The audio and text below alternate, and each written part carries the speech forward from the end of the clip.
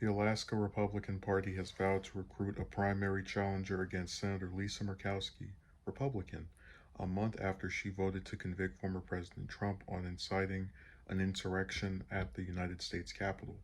In a vote Saturday, the state Republican Party passed a resolution censoring Murkowski for her votes, and for several previous votes she had cast had angered state Republicans. It's weird this happened on Saturday, but it wasn't reported until today, which is Monday.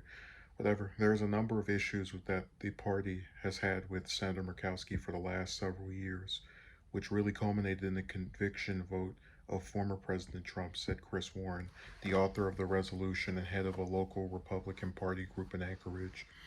Warren said he was upset with Murkowski over past votes to preserve the Affordable Care Act and against an amendment to the most recent COVID relief package that would have banned trans women from competing in sports. So he's mad that she wasn't being transphobic enough for his taste and stripping health care from people. He took issue with her decision to vote present on the nomination of Supreme Court Justice Brett Kavanaugh and her support for Representative Deb Haaland, President Biden's choice to lead the Interior Department. It was her, Collins, Graham, and somebody else. There were four Republicans that voted for Holland, but only one of them is going to get in trouble, I guess. But the resolution focused most on Murkowski's relationship with the former president. She's repeatedly spoken out against President Trump over the years in spite of all the great accomplishments he had that helped the country and certainly helped Alaska, Warren said. Murkowski's office did not immediately respond to a request for comment. She has not said whether she will seek a fourth full term, though her campaign account had $1 million in the bank at the end of 2020. Warren declined to speculate on potential challengers who might take on the three-term Republican who took office in 2002 to succeed her father after he became governor. Former Governor Sarah Palin has issued vague threats about running herself, though she is not seen as a likely candidate a dozen years after she left the governor's mansion in the middle of her first term. I remember that. The only governor I've ever seen that just abruptly, randomly resigns. Murkowski won re-election with 44% of the vote in 2016. So I want to just kind of talk about this a little bit. I know I'm going to get maybe 10 views, and it's fine. Um, the reason I found covering Murkowski very interesting is because I knew after the impeachment vote she would get in trouble and they would start pretending that, she was this horrible, terrible senator. But what I find interesting is that it's nice to see a little bit of continuity, some variety in these complaints. So when he mentions the Affordable Care Act vote that Collins, and McCain had back in 2017 over the summer, a lot of people on the left praised her at the time and said, "Oh my God, look at how courageous this is. She has a spine, backbone, dignity, cares about people, having healthcare access." And it was like overnight they just stopped talking about it.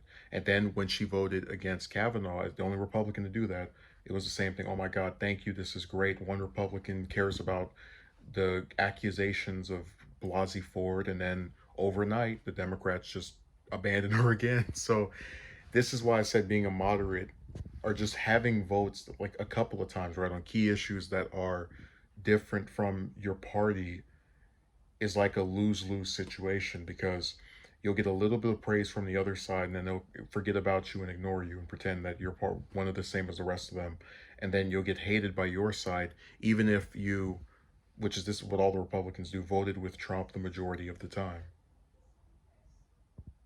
And I just think it's really sad. um she votes for an impeachment. She doesn't vote to impeach him the first time, votes to impeach him the second time.